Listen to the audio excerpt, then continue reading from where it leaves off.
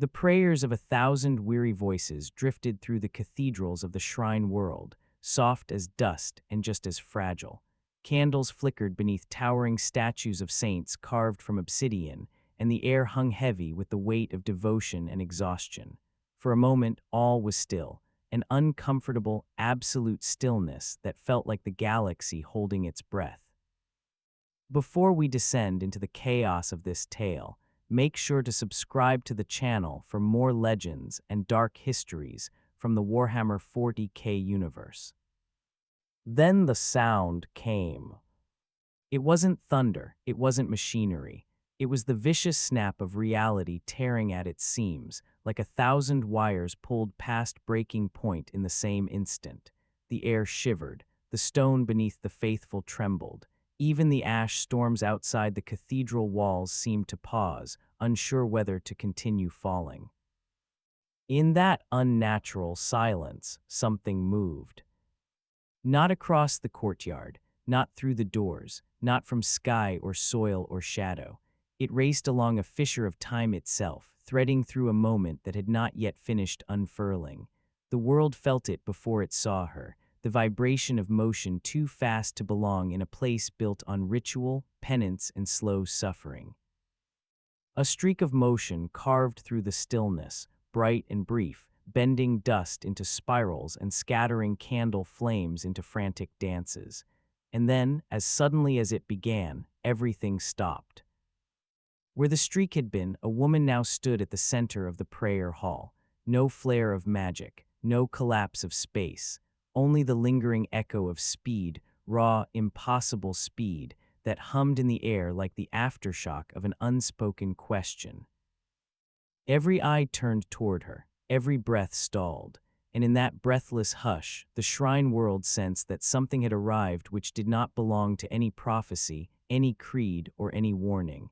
Something too fast to be predicted, and far too fast to be controlled. The night itself seemed to lean forward, waiting to see what would happen next. Strange arrival, no falling.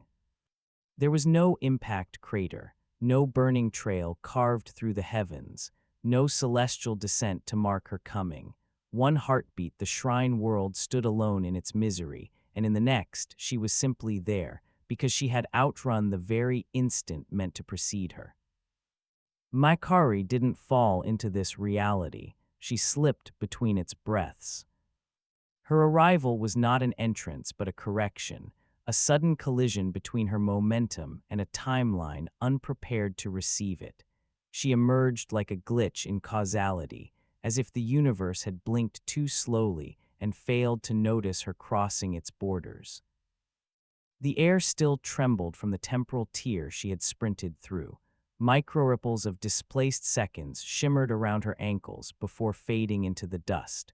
To the devotees kneeling nearby, she appeared as a woman outlined in motion, silent but vibrating with the echo of speeds their minds could barely comprehend. She inhaled and immediately winced. The world tasted wrong. The air was thick with the grit of burnt offerings and ancient bombardments, sharp enough to scrape the tongue. Ash drifted in slow, mournful spirals from the vaulted ceilings, settling like snowfall made of human stories long extinguished. It coated her lips and burned her throat. But it wasn't just the air. The atmosphere itself carried a heaviness, a psychic weight she had never felt before. It was as though the ground remembered every death it had swallowed, and the sky above still echoed the screams of those who prayed in desperation rather than hope. Even the silence felt like it bowed under the pressure of collective sorrow. Prayer here was not comfort. It was currency, a ritualized offering of pain to a distant throne. Makkari's brow furrowed as she scanned her surroundings, her senses stretching, darting, reaching for any familiar anchor, but nothing answered. No trace of her people, no whisper of eternals, no echo of cosmic harmony. Only a world drowned in self-inflicted wounds, maintained by faith sharpened into a blade. She was alone in a reality that felt fundamentally hostile to speed, life, and joy. Yet it had pulled her here, or allowed her to slip inside, through some fracture in the fabric of time she couldn't yet explain. And somewhere deep inside her chest, a new unease stirred. She hadn't just outrun a moment. She had outrun something chasing her, something she could no longer sense. The first thing the pilgrims felt was not fear, it was confusion, the kind that stops the breath in the throat and leaves thoughts hanging half-formed. They had come here to suffer in an orderly, familiar way, kneeling before the obsidian saints, murmuring prayers carved into their bones since birth, breathing the ash that had long replaced clean air. The rituals had structure. The pain had purpose. The world was cruel, but its cruelty followed rules they understood. Makkari did not. She stood at the heart of the hall like a contradiction made flesh, a violation of the stillness they had accepted as divine truth. Even standing motionless, she seemed to vibrate with potential energy, as though every part of her body were choosing not to run rather than simply being still. Her skin shimmered faintly, not with light, but with motion, like heat ripples above desert sand. The air around her crackled in tiny pops of static, raising the hair on the arms of the nearest penitents. To them, she looked like the moment before lightning hits the ground. Her eyes unsettled them most of all. Eyes weren't supposed to move like that, darting too fast, refocusing between breaths, taking in 100 details before a mortal brain could register one. The pilgrims felt observed, measured, and weighed by a woman who didn't look at them so much as through them. It felt like standing before a storm that had learned to wear shoes. Fear sprouted from confusion, and fear transformed quickly into superstition. A muttered whisper broke the silence, which, another voice trembling with faith and dread, demon. A third from a cleric whose hands clutched his rosary hard enough to draw blood, omen. They spoke the only words they had to describe something outside their understanding. The Imperium had trained them well. Anything inexplicable was corruption. Anything unnatural was evil. Anything fast enough to outrun reason must be purged before it spread. The pilgrims backed away in loose, trembling waves. Their robes dragged lines through the ash layered across the marble floor. Some clutched prayer beads. Others raised flasks of consecrated oils, hoping it would protect them. Children hid behind armored sisters, who stood firm but uncertain, their helmets turning slowly toward the anomaly in their midst. Makkari lifted her hands slightly, trying to show she meant no harm. Her expression softened, a flicker of empathy, a silent reassurance, but the pilgrims saw only movement they couldn't follow. They recoiled as if she'd thrown fire. Behind them, the sororitas triggered their vox links. Servo skulls drifted upward, broadcasting emergency runes. The cathedral hummed with rising tension as ancient systems awakened to threat protocols. Makkari felt their fear wash over her like heat from a forge. She didn't blame them. She had stepped into their world uninvited, bringing with her the echo of speeds that bent the edges of time itself. But their fear pressed on her chest, sharp and suffocating. She wasn't here to fight. She wasn't even sure why she was here at all. And as the murmurs grew louder, as the word witch became chant instead of whisper, she realized something painful but familiar. No matter how many worlds she crossed, people always feared what moved faster than their eyes could follow. Confessor Helbrecht stepped through the parting crowd like a blade through cloth, his presence cutting the panic into something sharp and orderly. His augmentic leg hissed with each stride, the mechanical limb grinding against ancient joints sanctified by scripture and soot. The heavy rosarius at his chest swung with purpose, its holy sigils pulsing in rhythmic warning as if sensing the anomaly before him. He did not see a woman, he saw a threat. And threats required doctrine. For 2 decades, Helbrecht had administered faith to the faithful and fire to the wayward. He had memorized every sanctioned procedure, every catechism of suspicion, every decree about witchcraft and mutation. His mind was a fortress built from absolutes, and the sight of Makkari, an impossibility standing calmly at the heart of sacred ground, hammered at those absolutes with relentless force. Around him, the faithful murmured their fears. He silenced them with a raised hand. His voice cut through the hall like a ritual blade. "Stand fast, the Emperor tests us." The sororitas responded immediately, forming a defensive line with flawless discipline. Their flamers angled forward, pilot lights flickering like the eyes of hungry predators. Their armor, painted in penitent grays, gleamed with oils blessed that very morning. Their helmets did not betray emotion, but Helbrecht could sense the tension in the way they shifted their weight, preparing for charge or immolation.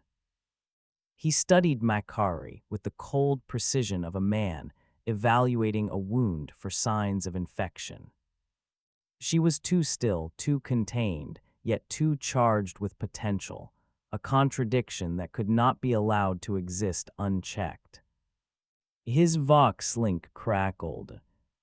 "Confessor, your orders." Helbrecht did not hesitate. "First, classification. Second, containment. Third, purification. Form a cordon," he commanded. "No one approaches, no one escapes."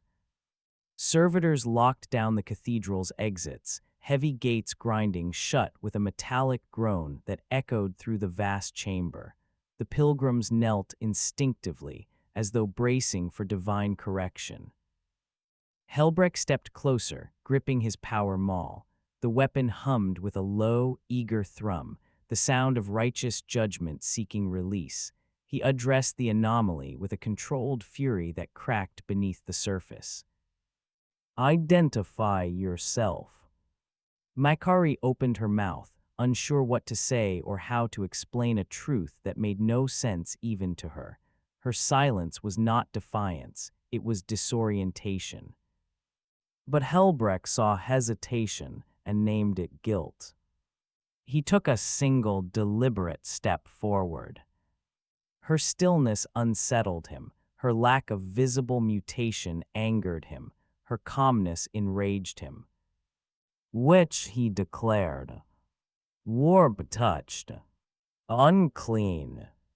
The labels fell from him like stones, heavy and irrevocable. He lifted his hand. "Purge the anomaly." The flamers ignited with a roar. Helbrecht believed order would triumph over motion. That fire could swallow speed. That the Emperor's judgment could tame something that outran time itself. He was wrong. Horribly, profoundly wrong. The instant the flamers roared to life, Makkari felt every instinct in her body ignite like dry tinder. The world slowed, no, she accelerated, until each droplet of burning promethium seemed suspended mid-fall, a constellation of lethal embers frozen in indecision. To everyone else, the attack was instantaneous. To her, it unfolded in excruciating slow motion. She didn't want to hurt them. She didn't want to run. She only wanted to survive the moment without creating another tragedy she would carry forever. So she moved not as weapon, but as shield. Her body blurred into motion so subtle, so efficient, that to mortal eyes she barely shifted at all. But in the span of a single breath, she altered everything. The angle of the flamers, the flow of the heat, the trajectory of the fire, the vector of the impacts.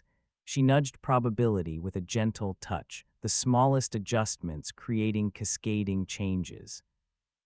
When the flames surged forward, they froze 3 meters from her body as if caught in invisible amber. Each tongue of fire flickered helplessly, suspended in midair, refusing to advance or retreat. The pressure of combustion folded in on itself, trapped in a bubble of warped kinetics she had constructed reflexively. Bolts from the sisters' sidearms curved like ribbons, drifting uselessly away as though space itself had changed its opinion about where straight lines should go. Even the crackle of ignited oxygen stretched out, elongated like a drawn breath that refused to release. The cathedral gasped. Helbrecht stared, shocked into rare silence. The pilgrims backed away, their knees knocking against marble. The sororitas faltered for the briefest moment. Faith was strong, but terror was a sharper blade. Makkari exhaled, a soft, trembling sound. She knew what this looked like. She knew what they would think. Miracle, heresy, witchcraft, demoncraft. There was no difference in a place where anything unexplained was burned for safety. She stepped backward slowly, hands raised, trying to show she had not struck back, but her movement, smooth, swift, too controlled, made her seem predatory instead of peaceful. A sister cried out.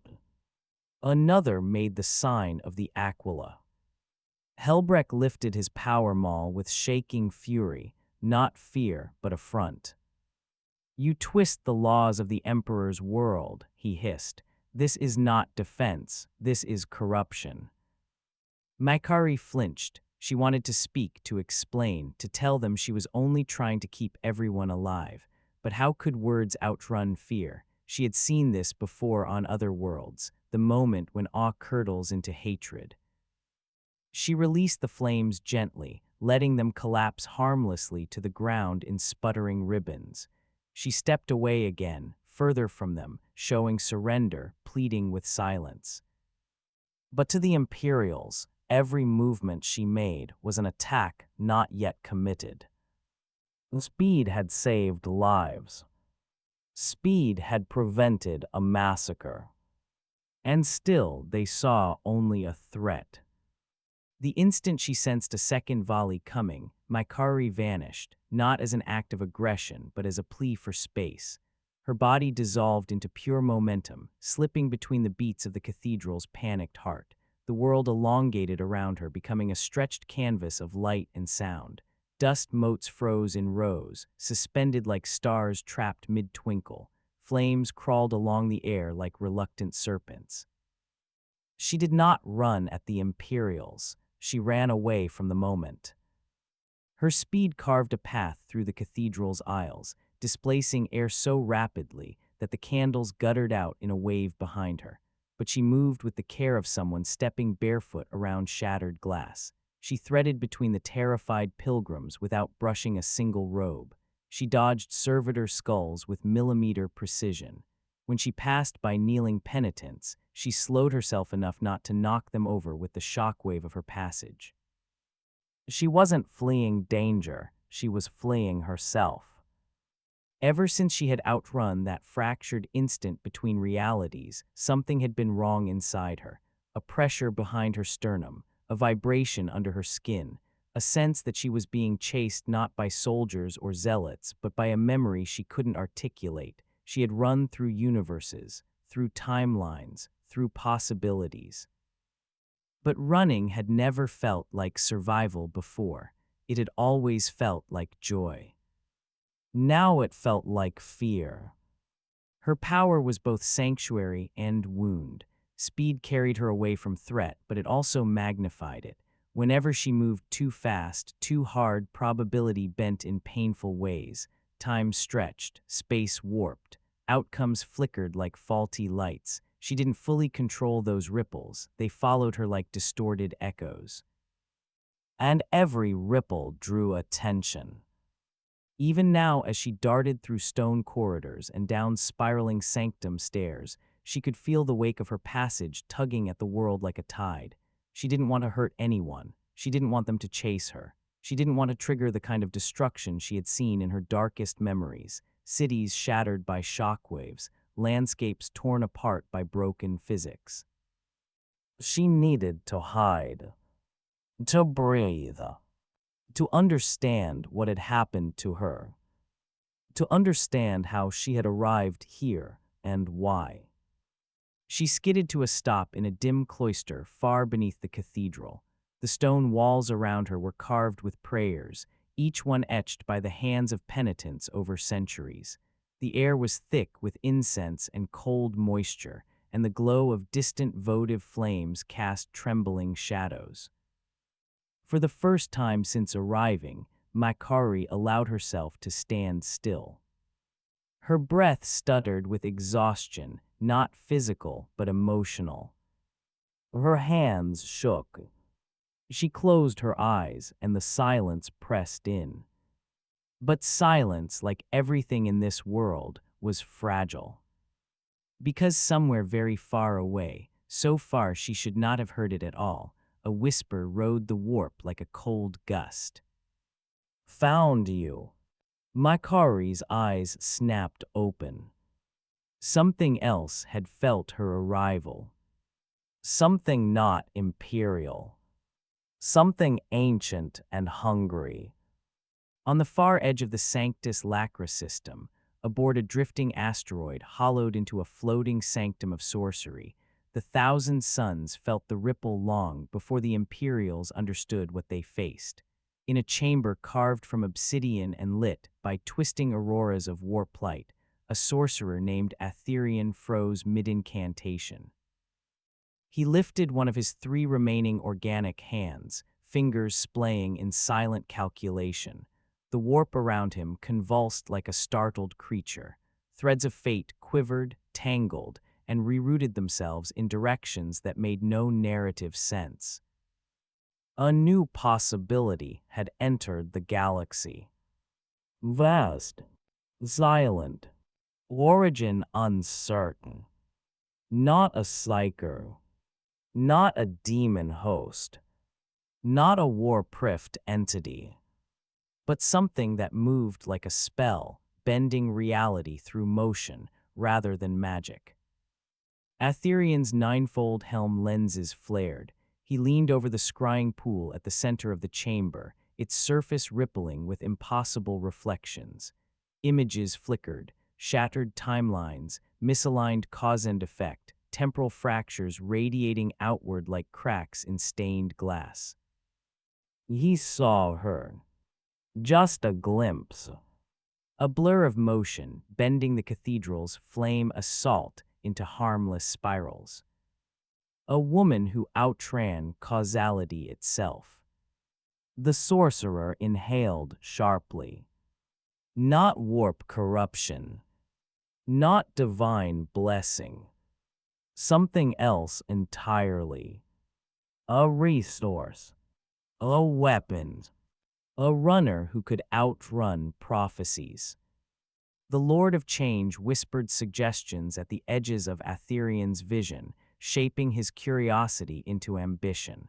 A being who could slip between futures, dodge fate itself, and alter probability with movement. Such an anomaly could bend the course of entire wars.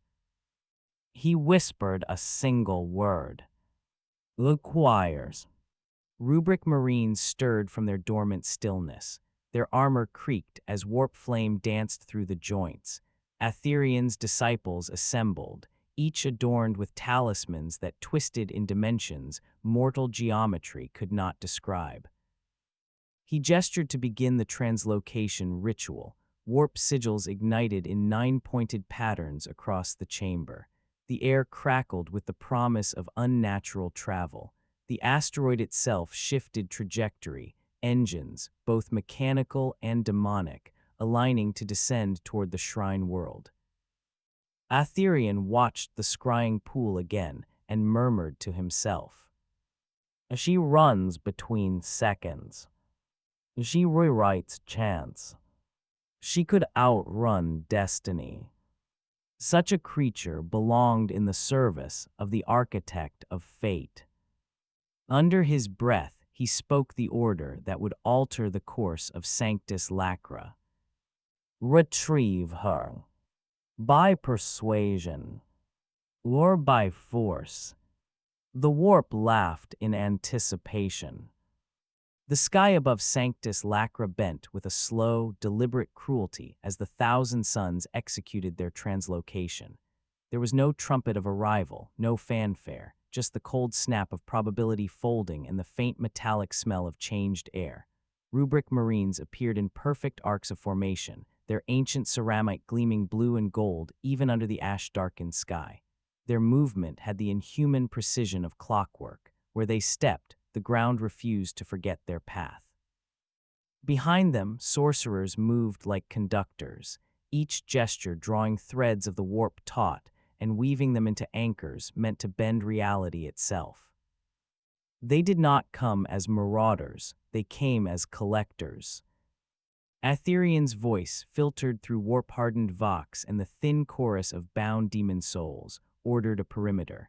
The Thousand Sons were not interested in slaughter for slaughter's sake. They were specialists in acquisition. Their goal was to secure what the galaxy called anomaly and turn it into leverage. Makkari watched from the edge of the crater, her boots sinking into fused glass, crimson light long since bled away. She had never seen sorcery choreographed with such discipline. The rubric moved, and their weapons sang like psalms written in gunmetal. Sorcerers chanted beneath their breath in languages that made the cathedral glass shiver. Each incantation was a precise instrument, part prayer, part algorithm, part trap. Aetherian stepped forward, not armored in the same way as his rubric, but wrapped in glyphs and sigils that crawled across his robes like living script. He did not brandish a blade or shout threats. The Thousand Sons never needed to. Their presence alone was argument enough. He regarded Makkari with the measuring curiosity of a scholar faced with an unknown specimen. "You are fast," he said, his voice more thought than sound. "Your motion tears at the seams of fate. We offer discipline. We offer mastery. Join us, and your speed will become a blade that cuts through destiny." This was not an offer wrapped in benevolence. It was a contract made from centuries of cosmic calculation.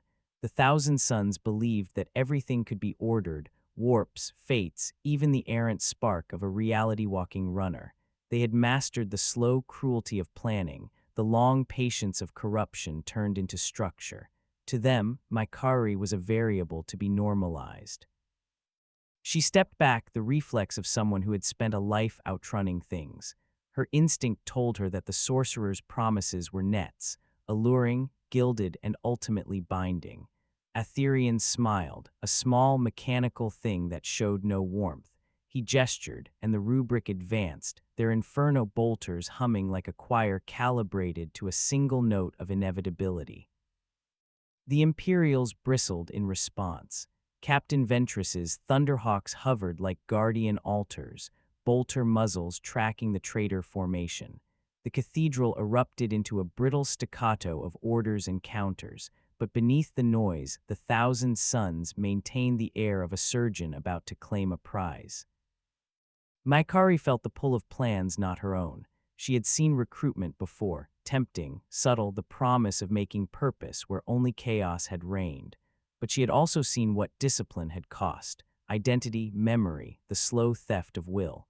The Thousand Sons believed they could train her to outrun destinies and then direct that velocity toward their ends. And Aetherian already imagined the permutations of wars she could tip. He did not yet understand the one thing she feared most. She did not want to be sharpened into a weapon for gods or men. She wanted to outrun the thing that hunted her, and maybe, in the distance between breaths, to find the quiet that had become a foreign concept. The ritual lines the Thousand Sons traced in the air hummed with intent. The warp bent toward them like a tide following a siren. They moved to claim the runner who ran between seconds, and the galaxy watched, waiting to see whether speed could be disciplined or whether it would break every harness thrown upon it. Thunderhawk engines screamed through the ash with the clinical efficiency of a surgical blade. The Ultramarines dropped in tight diamond formation, skids thudding against the tainted earth and flares painting the crater in holy light. Their presence was doctrine made flesh, trained, stoic, and immovable. Captain Ventress climbed down last, power sword unlit but present, his assessment already formed in 3 measured seconds. He smelled strategy where others smelled spectacle.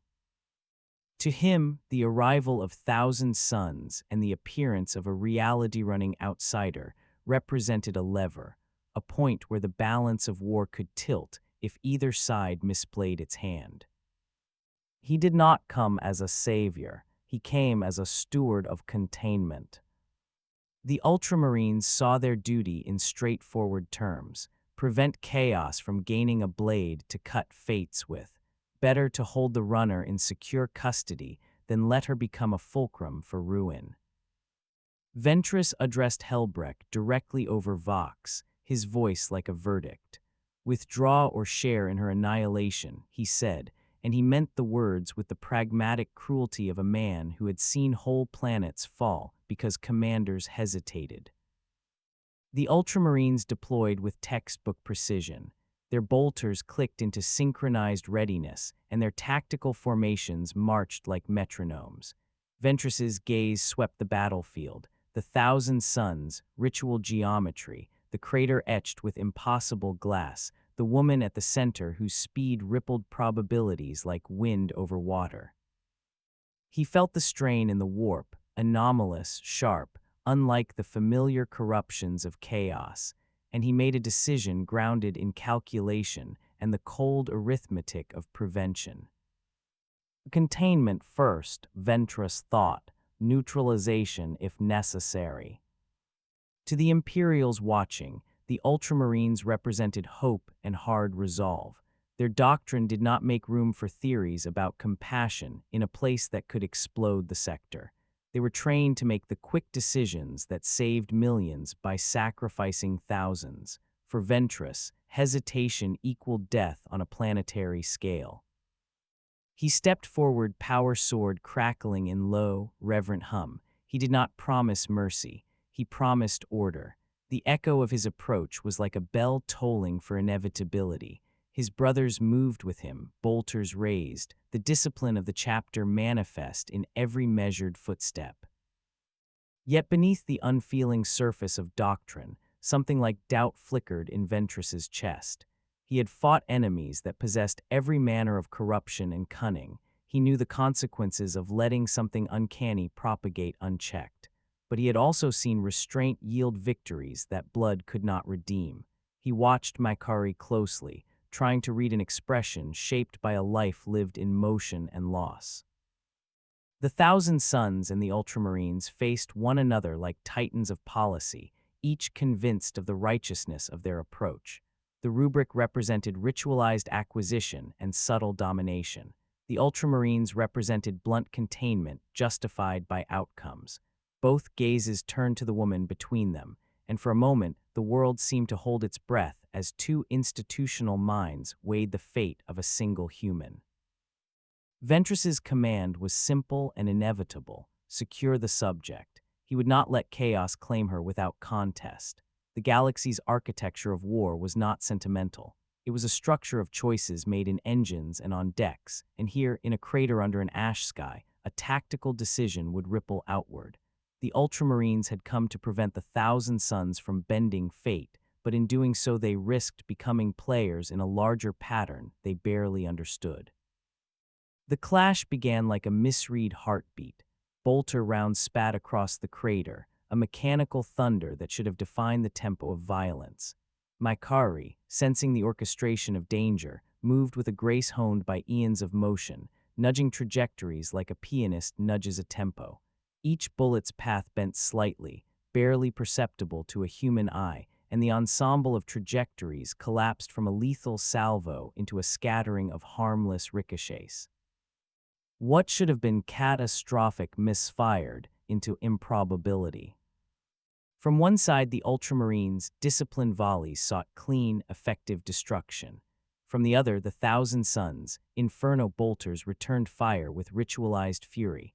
Between them, Makkari was a current of possibility that refused to be read by doctrine. Her speed did not merely dodge, it altered cause and consequence at the margins. A thrown grenade became a harmless dust plume. A bolter's tracer line curled into an arc that looped into the sky like a question mark. Both sides interpreted the same anomaly in different languages. The Ultramarines saw interference, an active manipulation of battle geometry. The Thousand Suns saw potential control, a living variable to be corralled.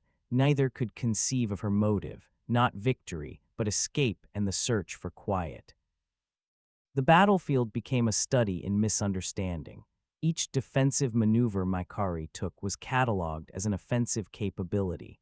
She adjusted the flight of shrapnel to protect a fallen child, an act of mercy that looked like premeditated sabotage.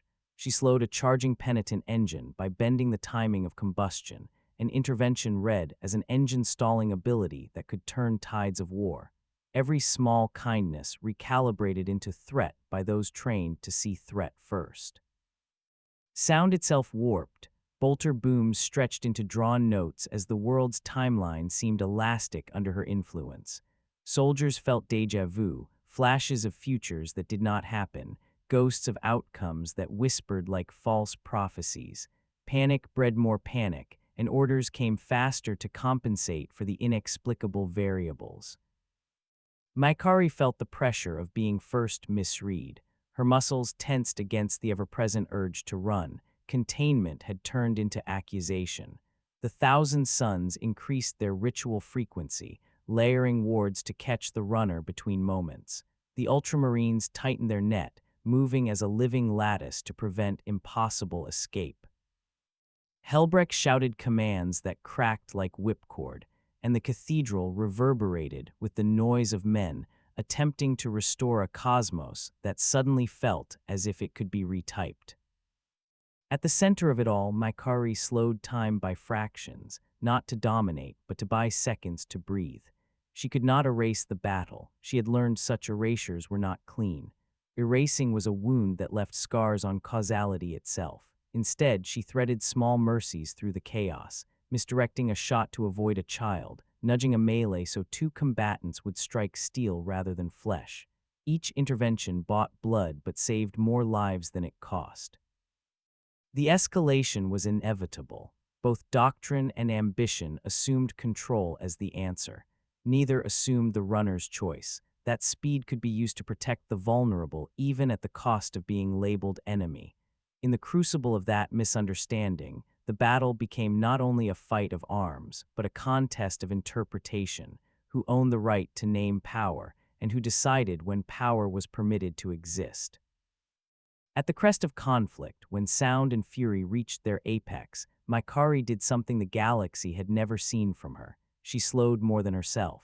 She drew a pocket of time inward like pulling a thread through a seam, and the battlefield stuttered as if a giant hand had hit a pause. Bolters hung mid-bark, rounds hovering like frozen stars. Flames stalled in half-formed tongues, their heat suspended as crystalline filaments. Soldiers froze mid-swing, expressions locked between conviction and doubt. It was not absolute stasis. Makkari did not stop the universe. She introduced a wobble into the metronome of motion. Within that bubble she could move, but everyone else was a tableau, a fresco of action caught between strokes. Her breath was the only sound that dared register fully. The world narrowed to the distance between her and the injured, the dying, the frightened. She walked among frozen combatants with the precision of someone threading the eye of a needle. She knelt by a fallen child, moving in her private tempo to press a palm against a small chest, and felt the pulse shiver, weak but present. She adjusted timing molecules by unfurling probability like a map. A shattered limb knit a fraction tighter, a scorched lung found an extra breath. These were not miracles. They were careful, dangerous edits to the ledger of cause and effect, and each required immense concentration. Ventress watched, aware but unable to act beyond the stuttering edge of time. He felt the moral calculus tilt in the air. To seize now might prevent future catastrophe, but to force a movement on a woman wielding such power risked tearing the fabric that held them all. Aetherian, equally trapped by his own design, felt the strings of his ritual tremble as the runner asserted control over causality in ways his finest theorems could not explain. Within the stutter, conversations happened in a different register. Makkari spoke softly to the frozen faces, not to them, a stream of words that could only be heard inside her bubble. She told them truth she could not otherwise convey. I am not here to be a weapon. I am trying not to hurt anyone. Her voice carried the weight of repeated confession and the exhaustion of constant motion. The choice to stutter the battlefield was not power for spectacle. It was a desperate attempt to reclaim agency over a moment that had already spiraled beyond her control. She could have run forward and unmade the fight entirely, but she knew that erasing outcomes left behind wounds that bled across reality. Instead, she paused the metronome and inserted mercy in the cracks. The stutter acted as mirror. Those who were rigid in doctrine, Helbrecht, Ventress, saw only aberration and the need for enforcement. Those who hungered for advantage, Aetherian, saw potential and claim. For the people caught in the fresco of violence, it was a reprieve, a chance to catch breath, to feel a hand steady over theirs, to survive when the world had expected them to die. When at last she released the pause and allowed the metronome to continue, the battlefield resumed, but not the same. Small lives were saved, trajectories changed. The ripples of her intervention would echo outward into strategies and futures, altering plans crafted in rooms light years away. Makkari did not celebrate. She felt the cost of tampering with time in the hollow left behind her heart. The stutter had bought them minutes, but at what long-term price? After she let time resume, the battlefield rearranged into a new set of possible futures, but the limits of what she could do became painfully clear. Makkari had held the stutter long enough to save lives and alter the immediate arc of violence, but every nudge at probability demanded payment. Each rerouted bullet, each delayed flame, each gently corrected trajectory required energy that pulsed through her like tolling bells. She understood in bone-deep terms that reality is not a fabric to be casually mended. It is a ledger of debts. She could have run a path that unbound the entire engagement, sprinted through causality, and erased the battle from existence. The temptation sat at the edge of her mind like a bright, venomous flower, one blinding run, one absolute unmaking, and no one would ever suffer because of her again. She had seen the architecture of such erasures elsewhere, cataclysms that left the map altered, and the memory of victims folded away as if by shame. She had known power that made deserts out of cities and silence out of storms. But this was not escape, it would be erasure. The cost was not her alone, paradoxes cascade. The timelines she would excise were children's lives, veterans' deaths, future sacrifices that might prevent greater ruin. The universe would not forget, it would rearrange, and the ripples could open wounds the warp would find delicious. So she chose restraint. She made smaller edits, surgical, painful, accountable. She slowed a spear mid-lunge rather than erasing the warrior. She reversed the misfire of a bolter so that bolts thudded into the ground instead of into flesh.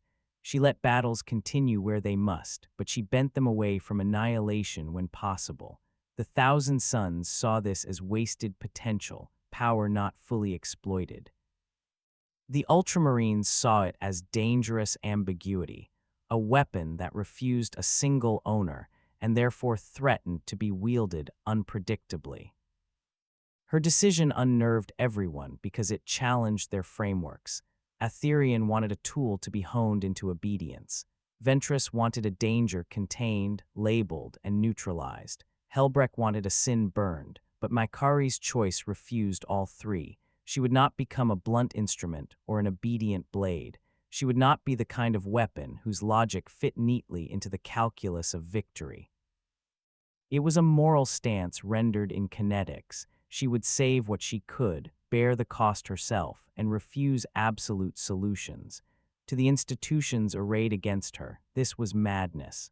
To her, it was the only way to keep a sliver of self intact. Her refusal exposed a new vulnerability. By not giving herself fully to one side, she had painted a target that every great power in the segmentum could not ignore.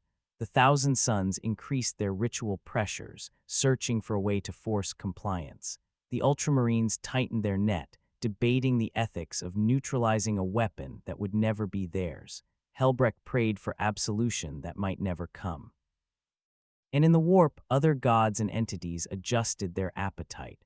A runner who could refuse being owned became not just a resource, but a threat to cosmic markets of influence. Makkari's restraint did not make her safe. It made her consequential. Her choice revealed that limits could be moral weapons as sharp as any blade, and that choosing not to unmake the world was itself a kind of fierce, costly courage. The ash settled like a benediction as the roar and clatter of combat died into an uneasy quiet. Broken armor and scorched prayer cloths littered the ground, and the air still hummed with the aftertaste of probability bent and released. Makkari, aching in ways motion never used to ache, stood at the rim of the crater and breathed like someone learning how again. She had done what she could, slowed, nudged, spared. But the ledger of reality was not an arithmetic she could balance without loss. A small sound cut through the ruin, nothing like the blast of bolters or the incantations of sorcery, but a child's laugh, thin and windblown. She turned and saw a boy, perhaps 8 or 9, hair clotted with ash, eyes wide and unafraid.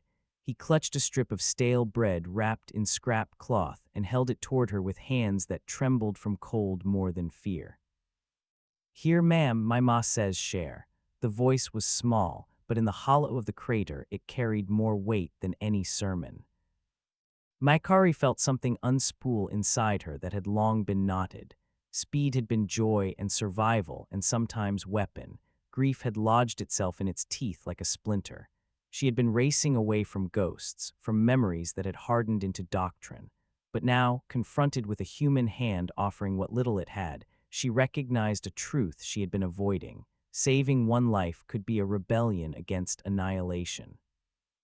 She took the bread, her fingers brushed the boy's, and in that contact felt the warmth of a common, ordinary world she had not known she craved. The act was small, a single loaf of baked grain, but in a universe that measured worth in salvaged souls and ground off hope, smallness was radical. The child's smile was immediate and pure. He ran off, disappearing into the folds of ruined pilgrimage tents, leaving Makkari holding crumbs and something that resembled relief. Around the crater, soldiers and sorcerers watched in stunned silence, then returned to their stances as if snapped by an unseen cord. The moment had cut through the strategic calculus like a blade through cloth. For Makkari, the exchange was both balm and anchor. It was not a conversion to faith or doctrine. It was an affirmation of a simpler ethic she hadn't allowed herself. Protect the vulnerable because they are human, not because they fit any plan. Compassion was not weakness. It was a direction she could choose to run toward. The memory of the boy's outstretched hand settled in her like a compass needle. She had spent lifetimes outrunning consequences, but she had rarely anchored to a reason beyond self-preservation or avoidance. This bread, this child's generosity, rewired her priorities. Saving this town's small mercies became preferable to unmaking enemies.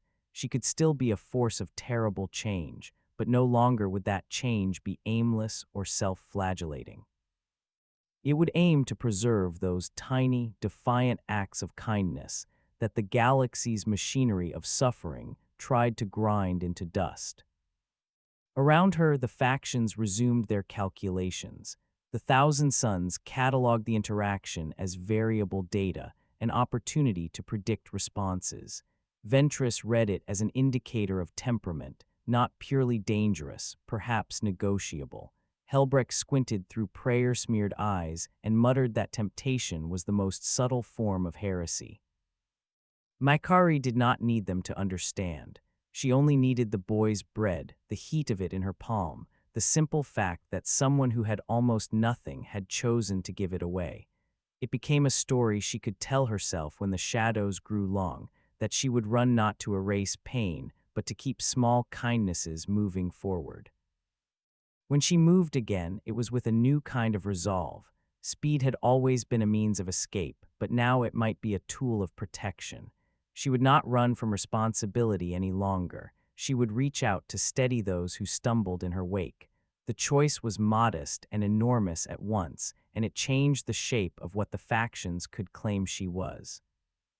As she vanished into motion, the child's laugh lingered, a bright stitch in the torn fabric of the shrine world. The sound followed her like a promise she had not yet learned to keep, but would try. She did not leave in a straight line.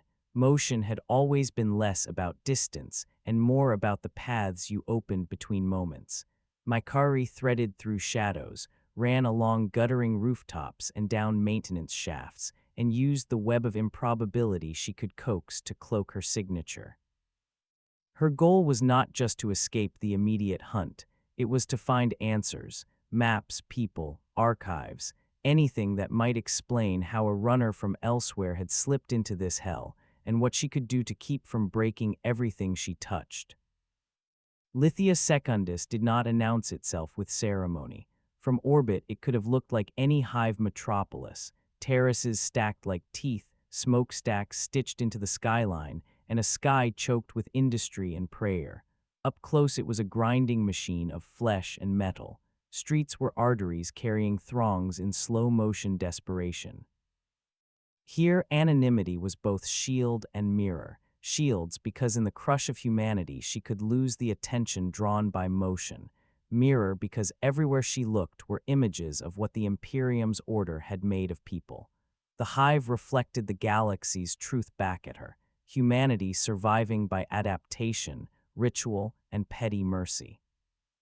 She arrived in the Manufactorum levels, where abandoned machines hummed with the ghosts of production lines. Rusted cranes still hung like dead birds, and the scent of oil clung to the air. The underlevels afforded cover, and more importantly, access. Information in the Imperium flowed in sanctioned streams, but the underhive had its own channels. Fences who trafficked in data slate crumbs, ex-servitors who could recall old codes, a priest-turned-smuggler who knew where the church archive shuffled redundant records to rot. Makkari moved among them like a rumor. She traded a scrap of rare metal she had found fused in the crater glass for a data slate bulk. She sat in dim alcoves, listening. The hive fed her fragments, the name of a cogitator that had logged anomalies, a retired navigator who remembered strange perturbations in transit lanes, a whisper of sanctioned psychers who had been reclassified after reporting impossible time signatures. The more she dug, the clearer a picture formed. Her arrival was not random, but the product of forces she only barely sensed. Something in the warp had reached for her, but not in the glutted, ravenous way of demon hosts. It had sniffed at the edges of her motion with curiosity, as if noting an unfamiliar flavor in the stew of cosmic hunger. The thousand suns, with their cold obsession for order, had tracked the same scent. The Imperium's watchmen had the instinct to burn it away. Both perceived her through the lenses of what they would gain. In the hive, faces that had seen too many harvests leaned toward her with frank questions she could not answer without betraying more than she knew. "Who are you, really?" they asked. "Why are you running?" She could not tell them that she had once loved and lost, and that certain memories became weapons that sharpened whether she wanted them to or not. She could not explain that the speed she wielded had become both a shield and a threat to causality. So she answered with small truths and large omissions. "I am looking for a place to be less dangerous," she said. "I am trying not to hurt anyone." Those words were both lie and gospel. In the Manufactorum's low light, among people who had learned to trade hope in portions they could afford, the confession was enough to buy time and a loose band of allies. A mechanic who could mask her signature, a former servitor who could tap public lines for archived logs, a child who insisted on bringing her sweetened paste and insisting she eat it. Lithia Secundus gave her anonymity, but it also returned a mirror of what the galaxy survived on. It fed her with stories of endurance and unexpected acts of kindness. If she could find the Inquisition quietly, perhaps she could find a structured path forward. If not, she would be hunted indefinitely, a living anomaly to be corrupted or destroyed. The choice narrowed like a horizon. She moved on, carrying the hive's small mercies as ballast. She would seek the Inquisition's shadowed door, but she would not walk in naively. The path from the Manufactorum to an inquisitorial audience was a web of risk and favor. she intended to learn its strands before she laid down trust. The warp is a sea of appetites and echoes, and even distant ripples have a way of announcing themselves. Makkari's presence was an odd taste to the immaterial currents, motion that altered probability without the typical psychic fingerprints of raw emotion or demon binding. It did not scream with hunger or promise immediate slaughter. It moved like a precise instrument cut from a different cloth. The gods who fed on fear and fury sensed it as a new ingredient, subtle, dangerous, and bracing. At first there was curiosity. The lesser demons lingered like gulls, picking at possibilities in the turbulent swell. But the major powers noticed. The Lord of Change, whose followers prized novelty, the bending of order into new forms, felt the runner as a variable that might rewrite centuries of planning. He tilted his attention and sent whispers into the minds of sorcerers and strategists: collect, shape, weaponize. The others reacted too, each in its peculiar way. Slaughterbright entities that feasted on rage smelled the suppressed fury that underlined Makkari's motion. Hunger that fed on despair noted the boys bred as collateral. Small human kindnesses were the warp's favorite spice. The immaterial powers argued and adjusted their currents, scouring the weft of futures for openings. This stirring was subtle from a mortal vantage point, a change in the color of dreams, an uptick in nightmares among the hive's sleepers, a scrape at the edges of intuition that left commanders uneasy. To Makkari, it felt like pressure. Sometimes she heard it as a whisper at the back of her mind, an invitation flavored with threat, or as a gathering fog that made her bones ache. She had outrun predators before, but predators that hunted narratives were a different order. They required bait, design, and a predator's patience. If a god could be tempted to act, it would do so with schemes that wore patience like armor. The Thousand Suns movements were anticipated in the warp's currents. They were instruments of the Lord of Change. Their rituals and acquisitions sang like a carefully tuned bell, and the warp listened. The Imperium's net would not escape notice forever. Any intervention into the fabric of fate radiated outward, and gods enjoyed the sport of responding to bold moves. Aetherion felt it too. He tasted potential in the warp-salt air and believed he had discovered a key. The Inquisition felt it, not as appetite but as risk, an anomaly that would attract things that fed on instability. Ventress felt its pressure as tactical unease, and Makkari found herself at the center, like a stone dropped in a tidal pool that suddenly reflected the sky's whole mood. The gods were not unanimous in desire. Some wanted to seize her, others to observe. Some schemed to bend her into a new form of worship, others to weaponize her into a cosmic engine. All, however, adjusted their plans. They whispered to mortal hands, nudged ambitious minds, and draped possibility like a cloak over those who would reach.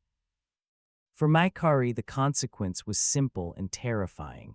Not only mortal factions, but immortal appetites now eyed her. Running could no longer be about evasion alone. She had to choose direction, toward refuge that might be offered by those who hunted anomalies for their own ends, or toward a path where she shaped her motion into protection. Whatever she chose, the warp had already started making plans. The first contact arrived not as a command, but as a carefully measured invitation. An encrypted thread, a voice in her head like cool water, and coordinates folded into a message stripped of sentiment. Inquisitor Vale's approach was clinical: assess, offer, leverage. She did not come as a benefactor or a savior. She came as an institutional hand reaching for an asset wrapped in conscience. "Meet me," the message said. "I represent a solution." Makkari had no illusions about the Inquisition. Its reputation in the hive's underlevels was a ledger of bargains and coercion, with only occasional kindnesses among the clauses. But if anyone could offer structured protection against the Thousand Suns and the gods that watched from the warp, it would be those who had walked the thin line between sanctioned violence and necessary evil for centuries. When she accepted the meeting, it was on terms she shaped. No traps, no binding until terms were clear. An inquisitor who wanted a weapon would never negotiate fairly, or so she assumed.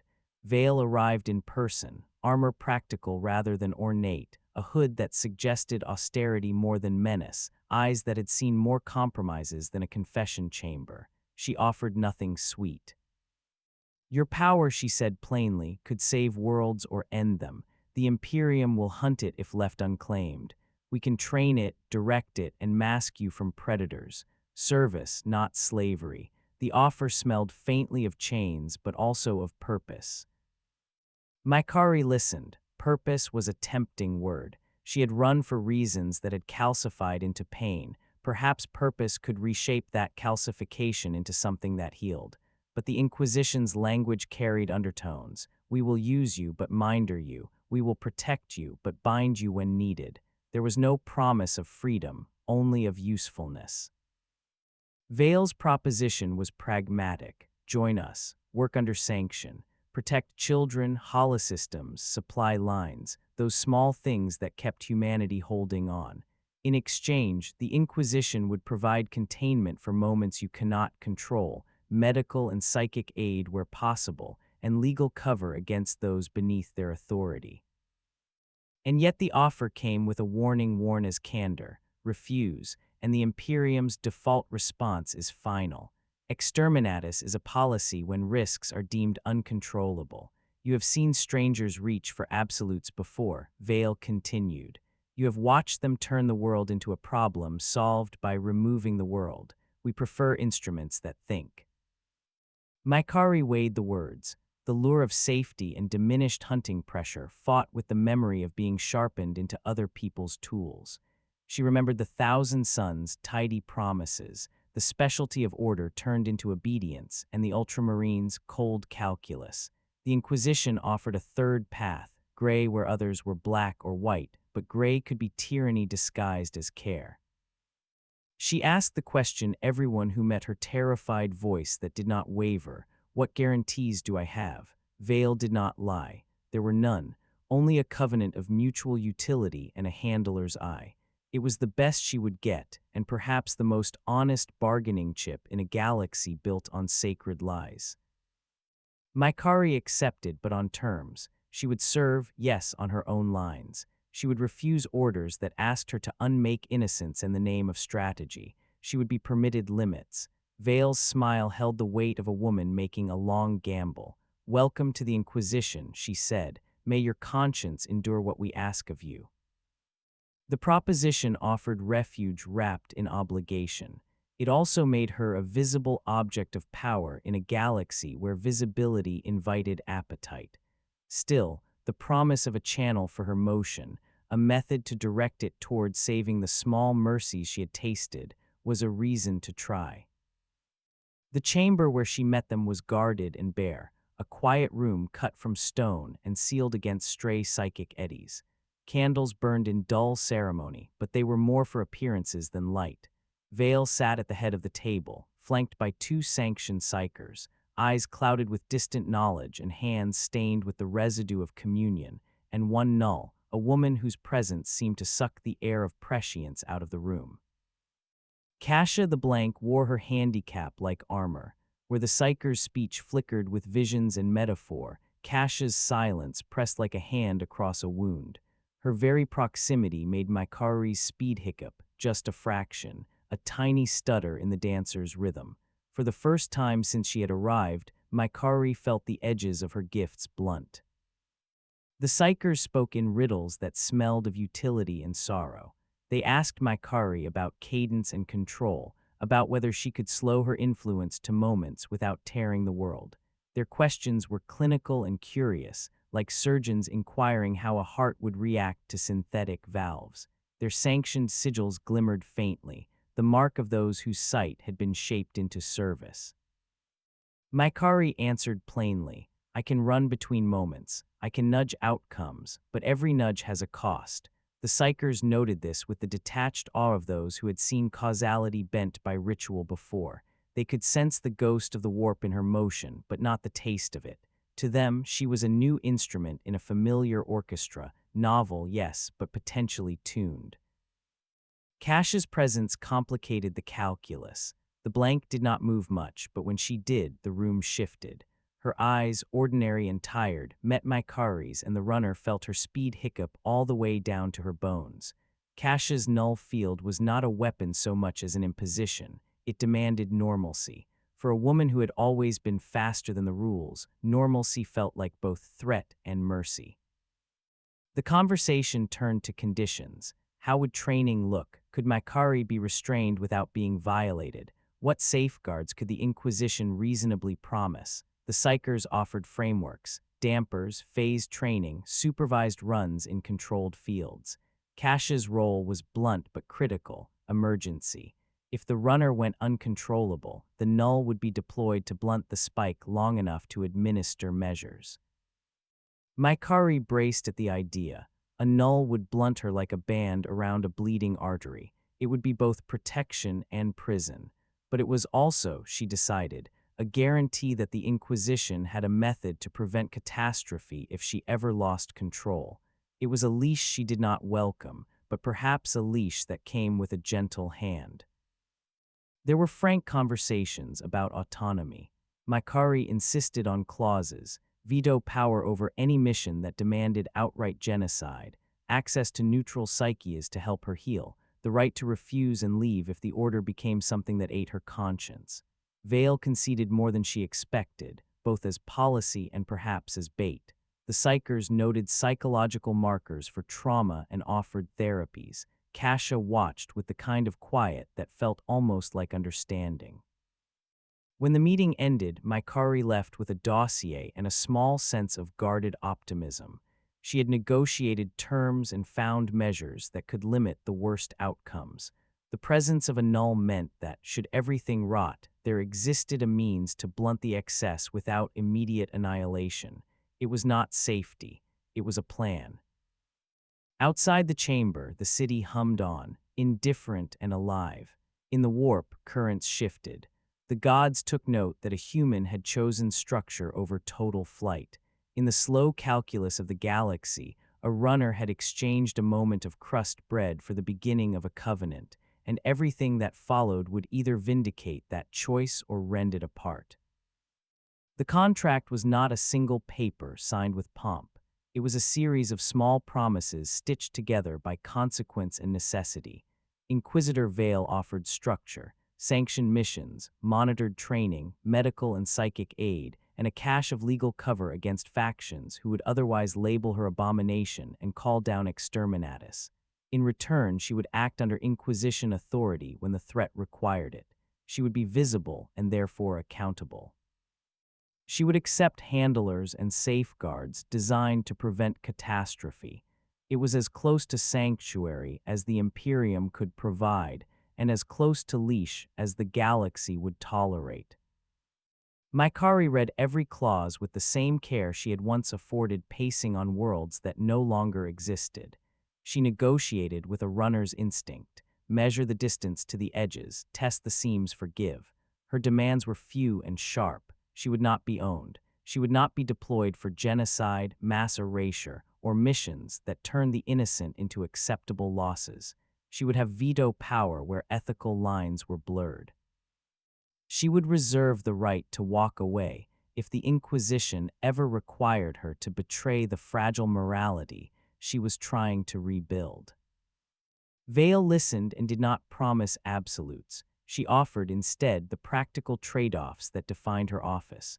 There would be no guarantees in a galaxy this large and cruel, but there would be resources, counsel, and a chain of command that, for now, respected the runner's limits. Kasha, the null, would be present during high-risk operations. Sanctioned psychers would provide oversight and therapy. The bind would be slow and surgical rather than sudden and total. The moral calculus settled itself into a working pact. Makkari knew what she gained and what she ceded. She gained shelter from immediate annihilation, access to trained minds that could teach her to temper probability without tearing it, and an institutional shield that could blunt the thousand suns or other predatory powers. She ceded a degree of autonomy and accepted the discomfort of being an asset with conscience rather than a free agent of flight. When she affixed her consent, small hands from the Manufactorum had nothing to do with ceremony. The boy's strip of bread she had kept in her pocket tasted like a promise and a relic. She wrapped the contract around that small memory, binding it not with ink but with intention. The Inquisition might call her a tool, the Thousand Sons a key, and the Ultramarines a danger to be contained. She would be all those things in the politician's equations. But she would also be a guardian of crumbs, a runner who chose the human thread over the lure of omnipotence. There was no euphoric resolution. The decision felt like anchoring a ship in a storm, prudent, risky, necessary. Her conscience was a compass that had been dented and honed by loss. She could not trust others to hold it for her, so she kept it close. The pact would be tested immediately. Missions that required moral nuance would arrive sooner than anyone liked to admit. And in the warp, currents adjusted and whispered that humans committed to restraint were deliciously inconvenient. She stood then not as a woman owned, but as a woman bound by choice. The seams of her agreement with the Inquisition flexed but did not snap. She had chosen service with conditions. It was a bargain makeable in a galaxy of bargains, and perhaps the only kind that might reshape fate without becoming its puppet. Sanctus Lacra receded beneath her like a wound closing. She did not leave with fanfare. There were no parades, no medals, no shouted prayers. She ran. Motion was the language she had always trusted, and for now it was also the most honest way to move forward. Her departure was a blur that cut arcs over ruined cathedrals and faded pilgrim banners, a streak that left behind the echo of a choice as much as the dust of a battlefield. Her mission was neither glorious nor simple. The Inquisition assigned objectives that felt modest beside the scale of galactic war. Escort civilian convoys through warp-tainted lanes, intercept raiding parties that preyed on hives, run supply caches past blockade points, extract small communities from zones about to be glassed. Each task was a thread in a greater weave, preserve human life at micro levels so that the macro might not collapse entirely. The tactic was strategic in its humility. She would be used to protect small mercies rather than wielded to rewrite history. Makkari adapted to this new rhythm. Speed, once an instrument of escape, became a tool of shepherding. She learned to time her runs to the breath of engines, to the pulse of fuel lines, to the softest whisper of a child sleeping in a cargo hold. She blurred into and out of danger zones, moving people and things along probability corridors she coaxed open. The Inquisition provided handlers who coordinated missions, but the runner kept her terms. If a mission asked for wholesale erasure, she refused. If it demanded precision to save lives with ethical restraint, she ran until her feet bled. Her presence altered tactics across theaters. Commanders learned to plan for an asset that could move people out of harm's way faster than orbital tides could fall. Smugglers charted new routes by her safe corridors.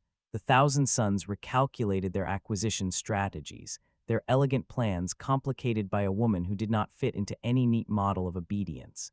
The Ultramarines watched, wary but grudgingly appreciative, when civilian lives were spared by the speed she wielded with care. Yet departure did not mean escape from consequence. Each mission left marks on her, memory shards she could not fully steady, faces she could not forget. The warp took note too, and though gods could not touch her directly without paying attention, they began to send ripples through schemers and cultists, stirring plots and bait. Her movement was a signal, a pattern that drew predators. The bargain with the Inquisition made her less likely to be immediately consumed, but it did not eliminate appetite. She learned to be forward-looking in small ways. When she ran convoys, she left behind caches of food or small acts of kindness, a repair to a pump, a candle left burning for someone who might later find it, an anonymous hand delivering medicine. These were not grand gestures. They were the work of someone determined to keep human warmth moving like blood through a cold machine. Her vow was fragile, but it had teeth. She would keep the vulnerable moving out of harm's path even when fleets of the Imperium and legions of chaos insisted the universe should be static and certain.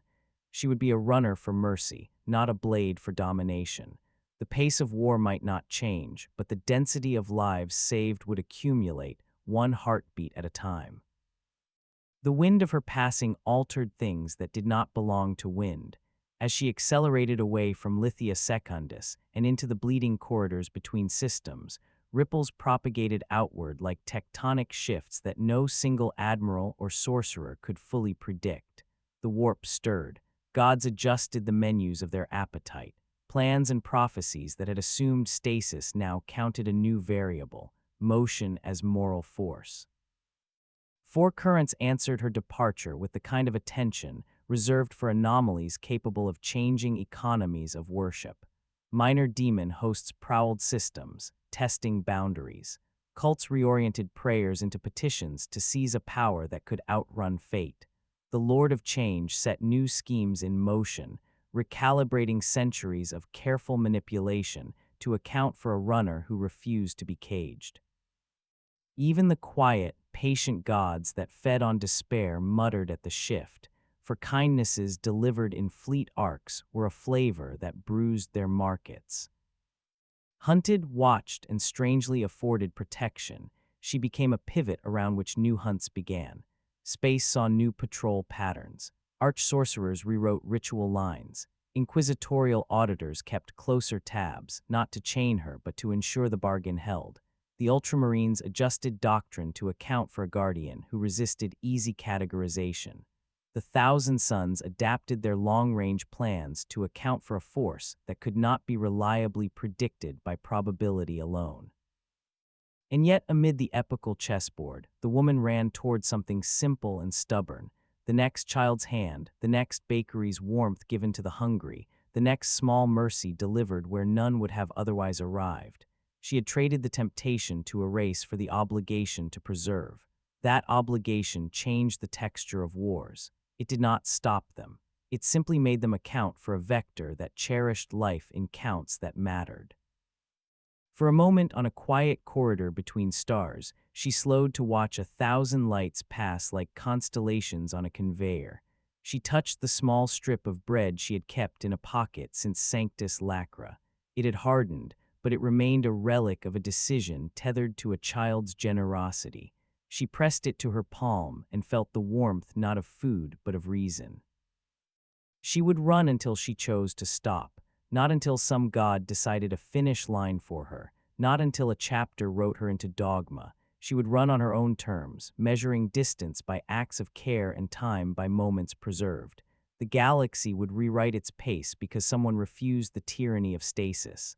Hunters would chase, schemes would bend, empires would calculate, but she would keep moving. The ending is not a closure but a promise. She becomes both rumor and reality, a streak that saves a convoy, a whisper that keeps a child alive, a variable that forces empires to account for mercy. The warp may plot, the gods may scheme, and soldiers may sharpen their blades, but the ledger she carries will be full of small accounts balanced in favor of life. Her finish line remains unwritten, chosen when and if she is ready. Until then, the universe must learn to chase motion instead of assuming stasis, and in that pursuit it will have to reckon with the possibility that speed, directed by conscience, might be the only force capable of outrunning certain kinds of doom.